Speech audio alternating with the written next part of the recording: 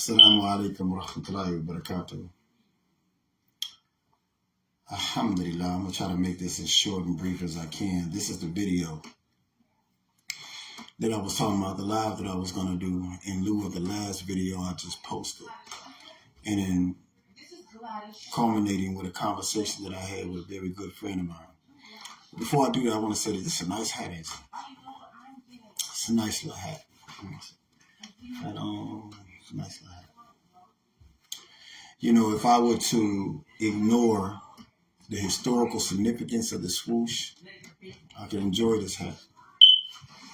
For those who say people make too much out of things like that, you will find those type of people of being those who have a problem with elevating as high as you can. And at the same time saying there's nothing wrong with wanting nice things, but you have to understand what nice means in connection to what's good. Keep that in mind. So I was having a conversation with a friend of mine the other day about these people were those who would be the enemies of Allah subhanahu wa ta'ala, those who are against righteousness in living, in treatment, and outlook for people. You could call it the rich against the poor, the middle class against the lower class, but those who would be in control of the distribution of something that either increases or decreases the quality of life. This is what I'm addressing. Now, the issue was whether or not eating meat was conducive for the human being's overall health. But the larger scale question was, in the situation that I proposed to myself, is something that Allah made halal, is there harm in it? Is something that Allah made halal, is there harm in it? That's a loaded question, because an uneducated person would sit there and say, hey, Allah doesn't make something halal for us that harms us. Now, to each his own, your interpretation of what benefit lies in being able to be given permission to do something and the restriction from it. But Allah subhanahu wa ta'ala already makes very clear what is halal and what is haram. I use the example of wine. In it, there is benefit, but the harms far outweigh the benefit. So being a person of intelligence, what you first look for is that which is going to give you the overall best benefit, not the momentary satisfaction. There's something that says in the book, the previous book, where it says, it is sweet upon their taste. Like something is sweet upon your taste, but it's bitter in your stomach. Something sounds good to your mind, even your rationale, but it becomes bitter when you begin to consume it. It becomes part of your thought process, and it controls the outlook, the way in which you navigate and you move forth in life. This issue with the situation of meat, Allah subhanahu wa ta'ala made it where meat can be halal, certain meats, prescribed that we slaughtered it in a manner and we consumed it in a manner that is dignified of those who follow Allah subhanahu wa ta'ala and who strive for his reward. Keep that in mind, the striving for the reward. The reason I say that is because when you strive for the reward, you understand that there is satisfaction in the approval of your Lord first and foremost, and then as an intelligent person, there is satisfaction in the acceptance that your intellect is acting in accordance with that which is right guidance. So, is a person that eat meat, are they wrong? Is a believer eats meat? No.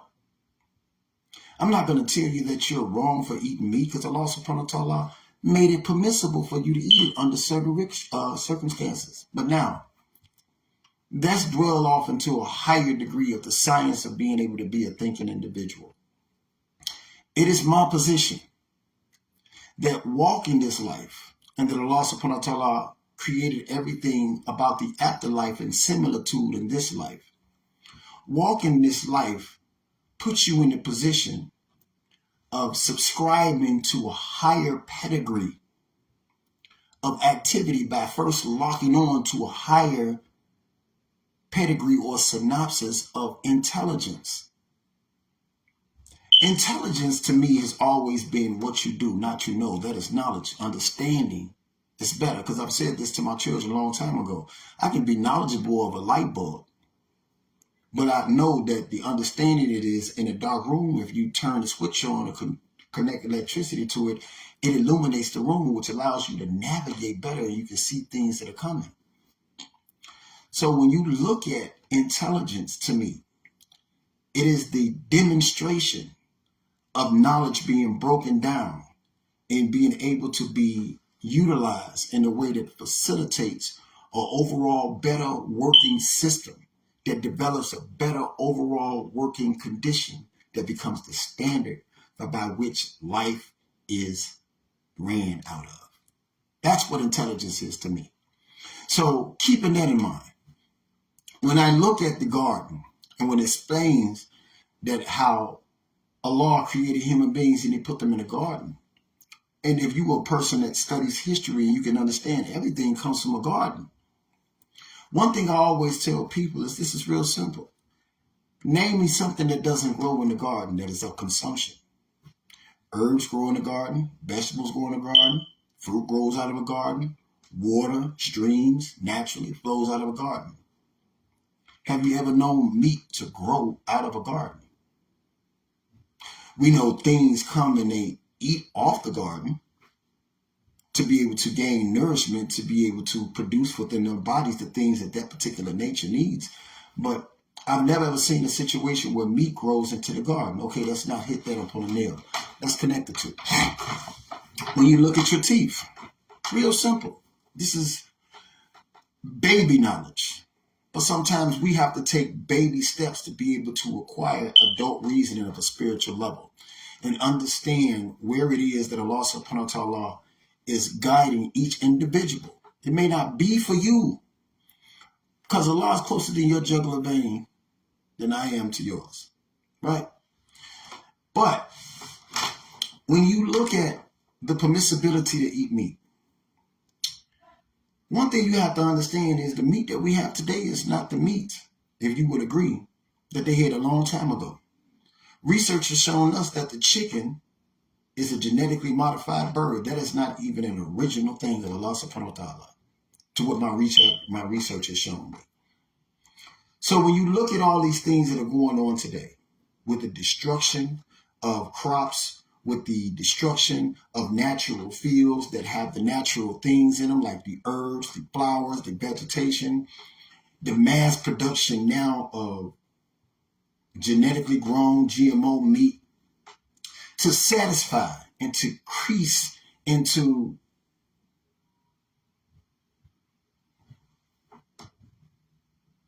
recirculate the idea that there's a certain level of nutrients that comes from the meat that makes it incumbent upon the human being that we have to have it, right?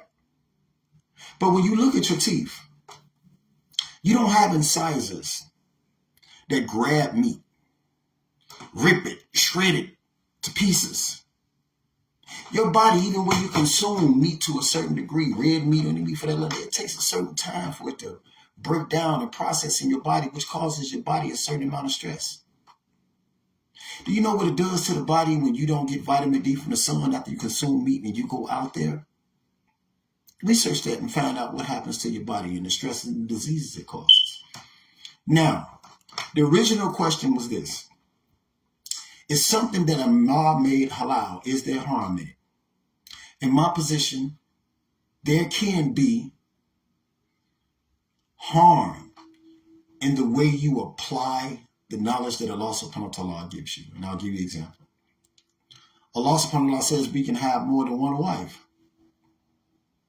Does that make women haram, or does that make women harmful? No. But he said if you fear that you cannot act justly and you can't love them in emotional capacity, that women's understanding of love is equally. That's why Allah subhanahu wa ta'ala says, surely you can deny, then it'd be best for you to just marry one. So here is an example of something that we're supposed to go to, a woman that makes her half of our deen, completes half of the journey of the spiritual growth and development that we're always supposed to be on as we pass a certain level of thinking as a child, acting as a child, and putting away childish ways. So now we come into this situation where we have our other part and we completed half the deen.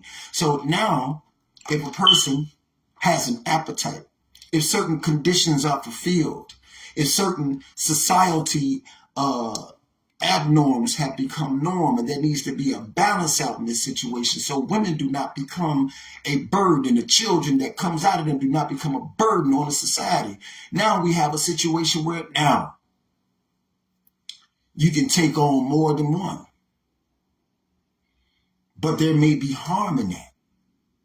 If you are a person that is grabbing a woman that does not know how to operate when times are not as high in the financial sense, or high in the happiness sense, or high in the societal sense. If you have women they're looking things like that, how are they going to act when they're low? So there can be some harm in that because it can bring you some type of stress. We have the story when the brother, you know the story, his father told him to change his threshold because he had an ungrateful wife.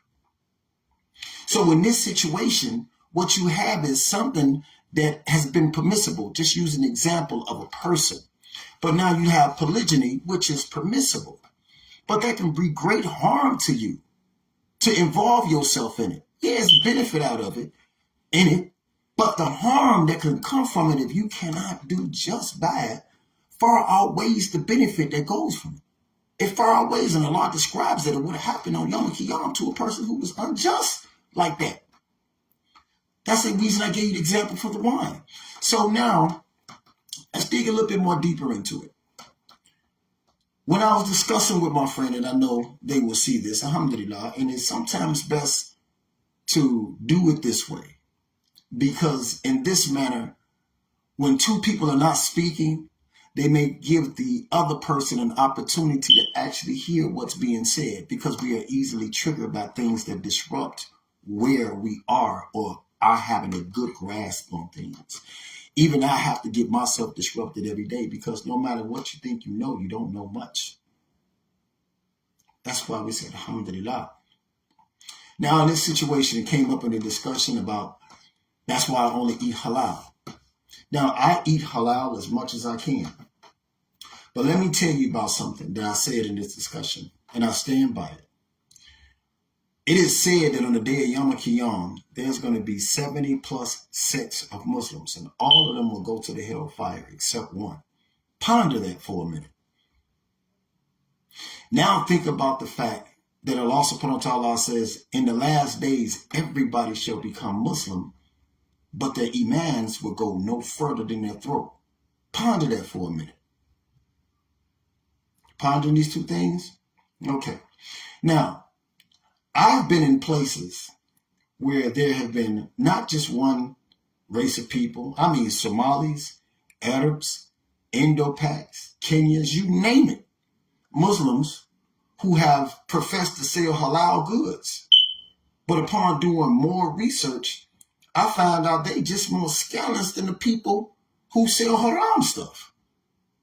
So not every place that you go into, just because they claim that they're halal, fears Allah subhanahu wa ta'ala as he should be. And it would be very misleading to look at the fact of how many sects of Muslims are going to the hellfire, to look at the fact that so many people become Muslims, but their faith will go no further than their throat. It would be disingenuous to your intelligence not to look at that and factor that into the reality that in these days you must even question the Muslims. Because then Allah subhanahu wa ta'ala say in the book, without causing distinction in Islam. See, this is why I said Allah is closer to my jugular vein than you are. But all you have to do is research and see what's going on. And then if you have the ability to be rightly guided, then the presentation of something you should think about would not unnerve you, because it's just going to only bring you closer towards Allah subhanahu wa ta'ala. but not to jump off of it. But I've had Muslims that have sold food that is not haram, that is not halal, and claimed it to be halal. I just recently went into a store that sold halal tacos. The brother was a Muslim, over the counter. And he said, brother, get the shrimp. So what? Brother, get the shrimp. Because it's not halal. To make money. You have a situation where you have people, my imam, he brought it to my attention before. You have people that want to give. They want to donate money. I want to donate to this masjid. I want to donate to this. I want to give a sadaqah. Okay. Now, when they give the money, what do? They say, this is my nonprofit. Send it through this. Then you just poison the very thing about what you was trying to do. You was trying to get the benefit because now you're looking for something behind it. Or you're trying to just benefit off of the laws that be. But the idea of it is giving to people what is owed. If you give to somebody what is owed, you're not looking for anything back. So to put your your nonprofit up there, you've already selling because you selling you selling the barakah.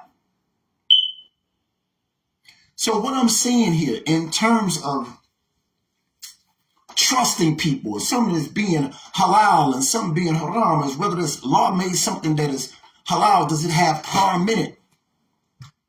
There are many things that Allah made halal, many things.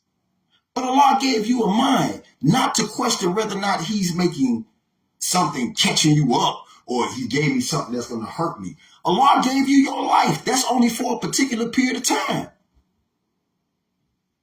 It's not going to be forever. So do you do everything that you want to do with your life? Do you sell in your life? No.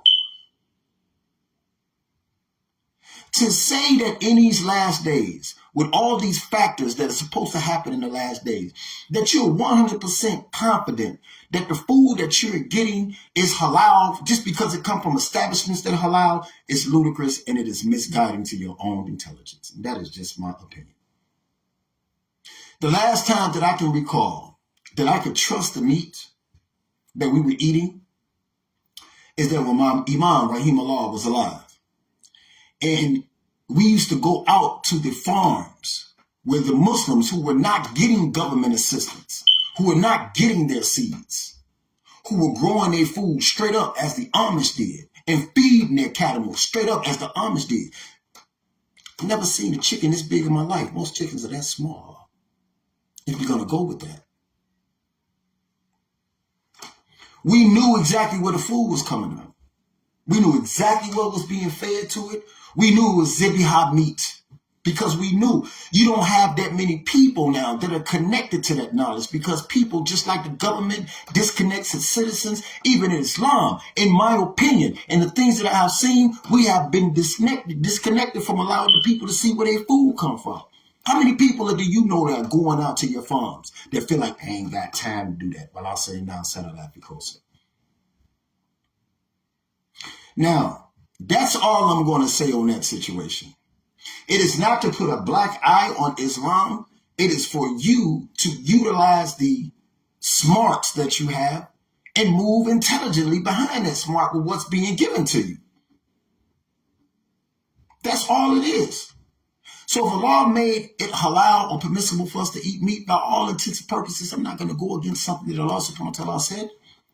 But should you be questioning the meat that you consume nowadays with the laws that are being passed, with the forestry that's being burned, with the things that they're doing on people to try to make them more sicker? You even had this Billy sitting up here talking about we have a way to depopulate the earth. What's wrong with you?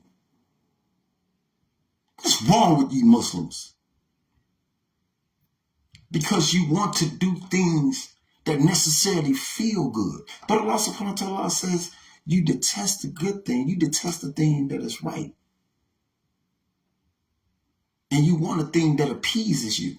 So this meat situation can become just a metaphor for something that is more deeper embedded in the belief. And that is the discipline to be able to place restrictions, especially in this time, upon yourself, to be able to see what is more appeasing or what is more appetizing to your level of iman. What is more appetizing to it? Some people need the nutrients that are in the meat to actually be healthy because something has happened that 9 times out of 10 in my research, these people have caused the body to suffer a certain breakdown. Allah subhanahu wa ta'ala says, I created a cure for every disease. So why in the hell do you think these people are burning down stuff, taking seeds away from stuff? Because they want you to believe that they are the cure for the disease of life.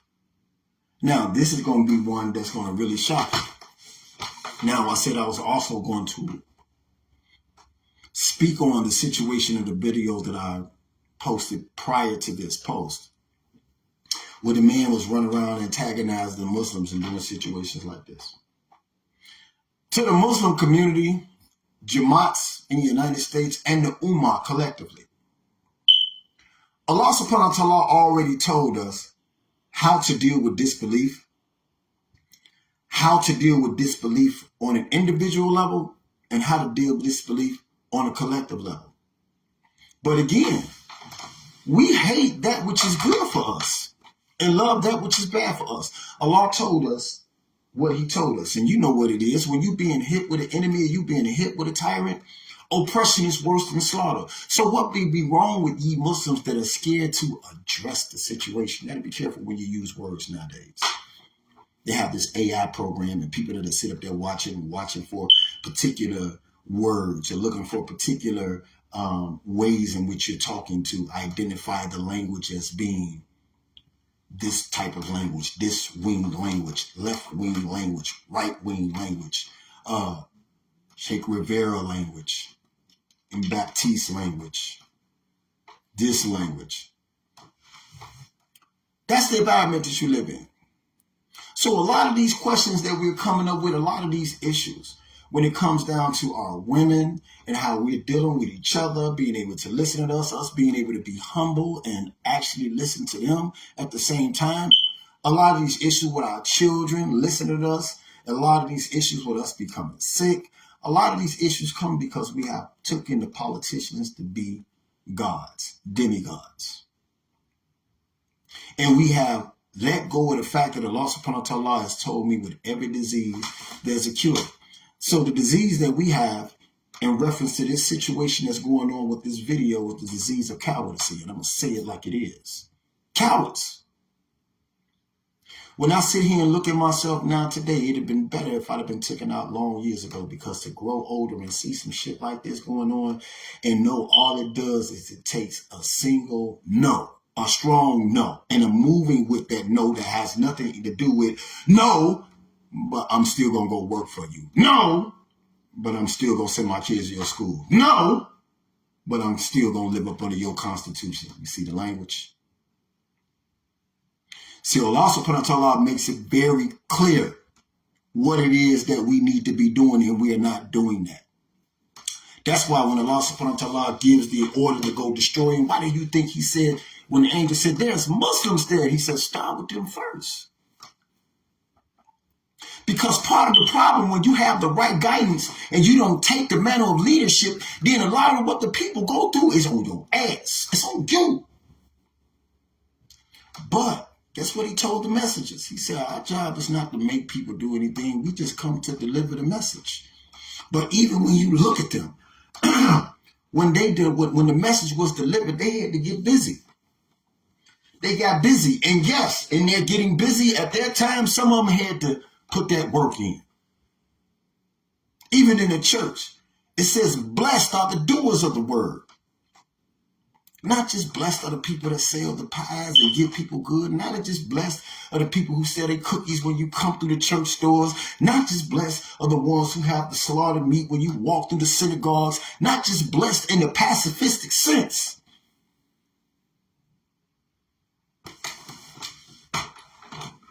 Islam is easy. Submission is easy. All you have to do is give up that which you hold so sacred. And unfortunately, people don't want to say what that is, and that's your life. That's your life. That's your life. because it belongs to Allah. Nigga, it don't belong to you.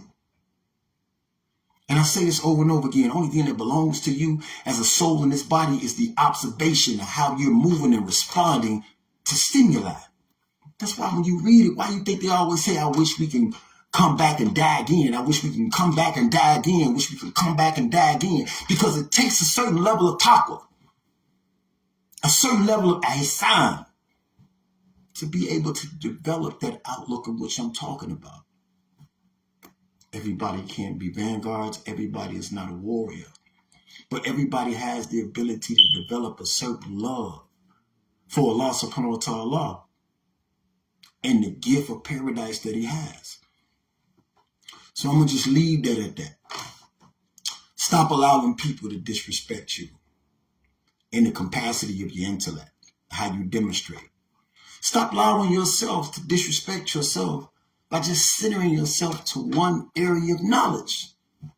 Because if Allah subhanahu wa ta'ala says acquire knowledge from the cradle to the grave, who the hell are you to just acquire just Quranic knowledge, even though it'll give you a good open perception of things in life? But if you have no Quran, if you have no knowledge of the Bhagavad Gita, so to speak, you have no knowledge of the Torah, you have no knowledge of these, and these places come out of culture, out of people, then you have no knowledge of the people, so you really don't know how to communicate with the people. So now you are not a liaison. Now you are not a person that goes out, as the Prophet Muhammad sallallahu alaihi wasallam sent these people out when it was revealed to him. You have no diplomatic or no diplomacy to your speech. You have no ability to be able to communicate with people because you know nothing about people. You have no understanding other than that of living and enjoying life, and that makes you no different than cattle led to the slaughter.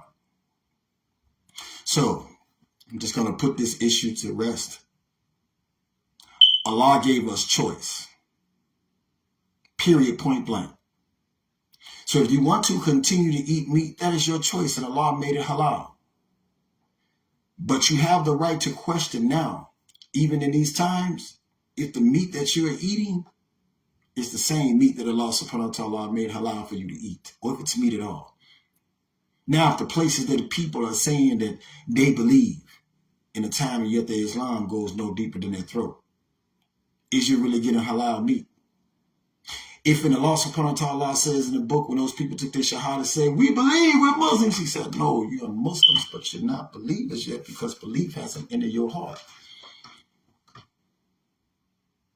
There's a certain level of sacrificing the comfortability of your ego that you have to remove in order for that level of belief to get in your heart, because it's firdaus, paradise, through whatever gate you can get it through.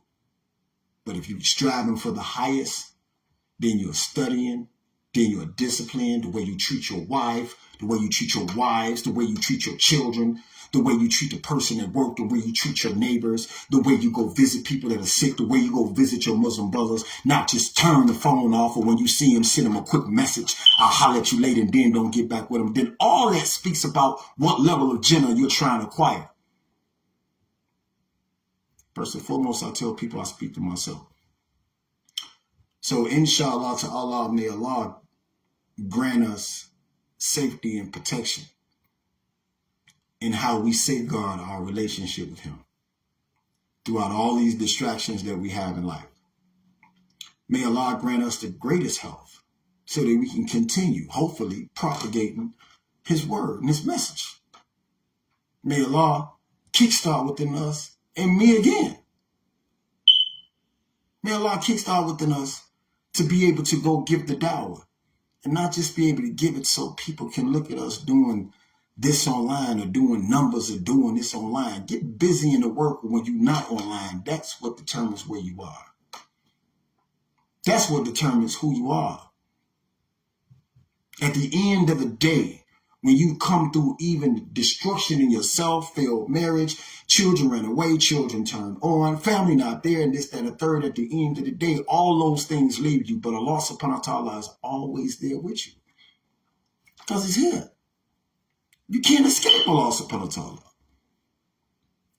So, I'm going to leave after this broadcast is over to give you a greater depth of understanding from one of the greatest imams in my time that I can think about, not just because he was my imam, rahimahullah, but because I saw him see loyalty, see love, see dependency upon each other in the Jamaat.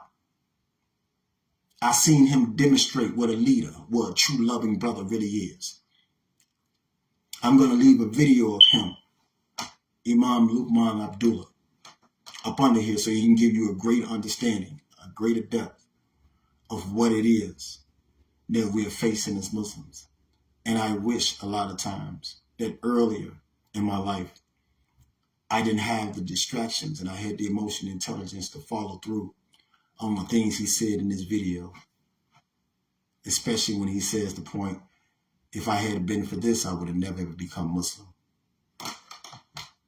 Alhamdulillah, what's going on, brother? So, that's all I have. Alhamdulillah, let me get my butt back into this bed. Because my body has been quite fatigued for not working. So, inshallah ta'ala, may Allah have put greater depth on this situation. And to my friend, may you have a better, a clearer understanding now of what it is that I was trying to convey or get across. Never ever to question Allah, because that would make me very much off the right path. Assalaamu Alaikum wa rahmatullahi wa barakatuh. Peace.